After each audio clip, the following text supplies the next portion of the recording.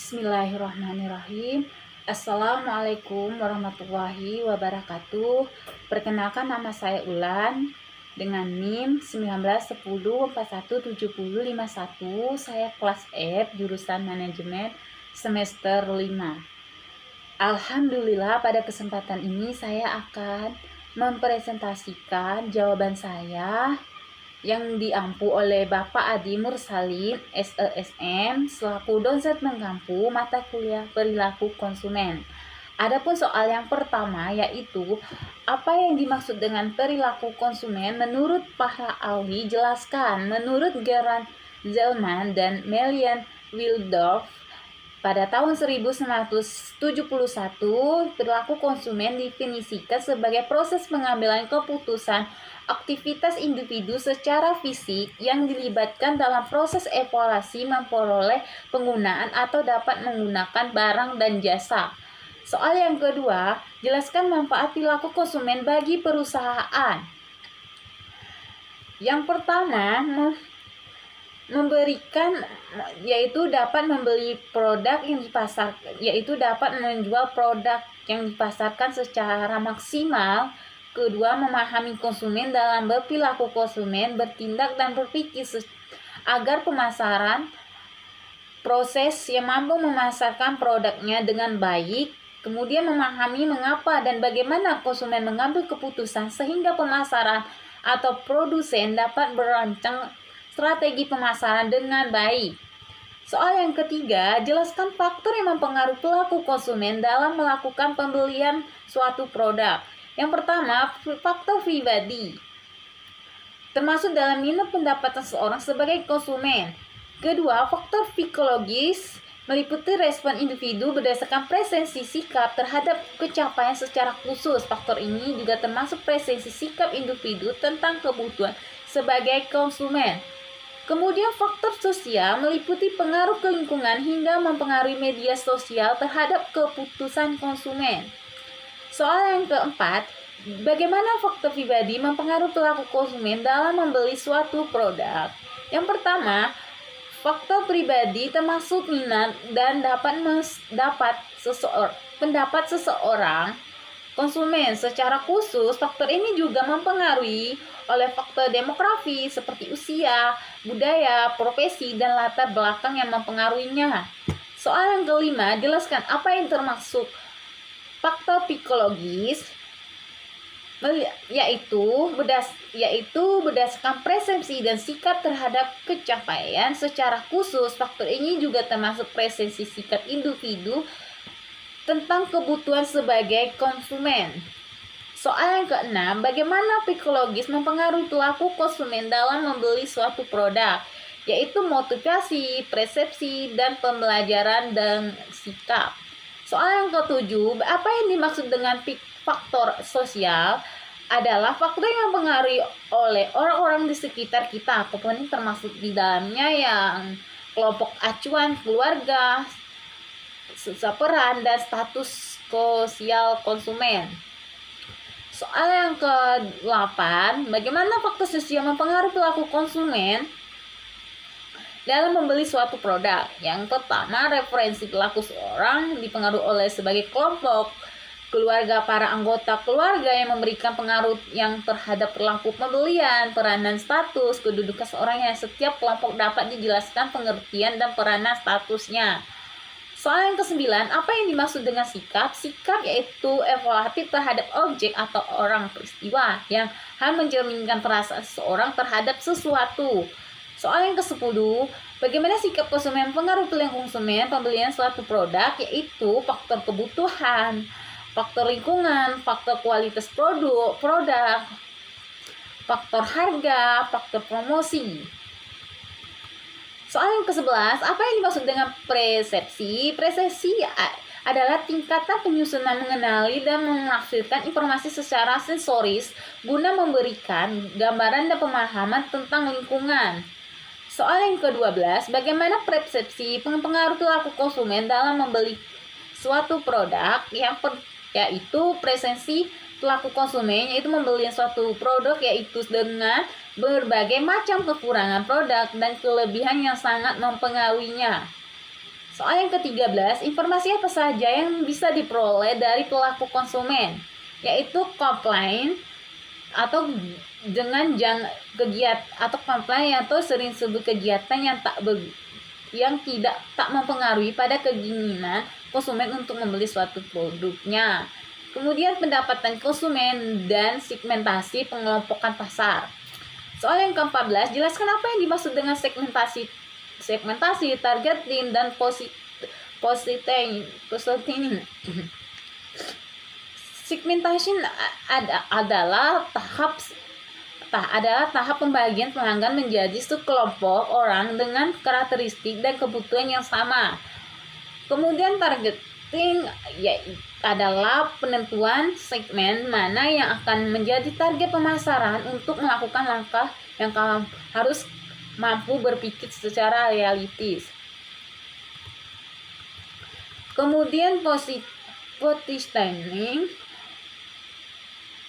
adalah bagaimana produk dan brand kamu dipresentasikan dalam benak dan pelanggan yang potensial. Soal yang ke-15, jelaskan dasar-dasar melakukan segmentasi, yaitu demografis. Dikelompokkan berdasarkan demografisnya. Digunakan sebagai dasar dalam melakukan segmentasi karena beberapa alasan, yaitu kedudukan yang mudah diukur dan kebutuhan konsumen ataupun pembelian berkaitan dengan variabel kependudukan. Geografis artinya adalah dalam melakukan strategi segmentasi pasar mengelompokkan konsumen menggunakan aspek geografis seperti lokasi, tempat, ataupun daerah. Kemudian psikografis adalah pengelompokan pasar yang berdasarkan pada ciri-ciri kepribadian dan konsumen. Segmentasi pasar berdasarkan psikologis ini meliputi kelas sosial dan gaya hidup kepribadian. Distribusi artinya bahwa pembagian target pasar harus berdasarkan distribusi produk dari perusahaan secara merata. Kemudian media juga dapat dipraktekkan oleh perusahaan, misalnya media cetak maupun media elektronik lainnya. Harga masing-masing orang tentu berbeda-beda, sehingga begitu perusahaan harus membuat produk, menentukan harga sesuai dengan target pasar yang ingin dituju oleh perusahaan. Waktu ini sangat jarang diperhatikan dalam sebuah strategi segmentasi, namun walaupun jarang digunakan, namun sangat efektif dan praktiknya, karena memang ada dalam produk-produk yang menjual hanya pada waktu tertentu sepanjang tahun. 16. Ada beberapa syarat segmentasi efektif, sebutkan dan jelaskan. Ada 3 syarat segmentasi efektif. Yang pertama, segmentasi harus bisa diukur. Adalah segmentasi termaksud mengukur besar dan luasnya serta daya beli potensial. Kemudian segmentasi pasar logis dan biasa dijalankan adalah segmentasi pemasaran sesuai dengan ide terbaik, namun pastikan bisa dijalankan terkait dengan rencana strategi yang akan digunakan untuk membuat segmentasi tersebut.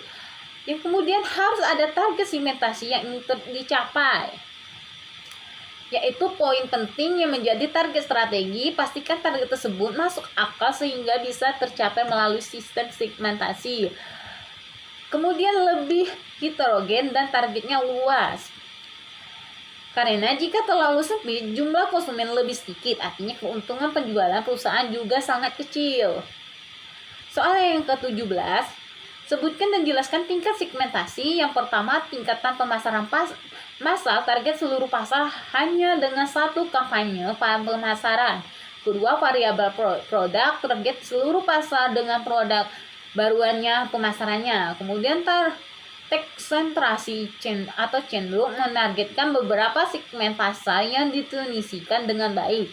Pemasaran mikro mentargetkan pada tingkat yang paling dasar dari segmen pasar. Soal yang ke-18, jelaskan model sederhana pengambilan keputusan pembelian konsumen. Yang pertama, mengenali masalah, yaitu mengenali masalah atau kebutuhan tersebut dapat dicetus oleh rangsangan internal dan eksternal.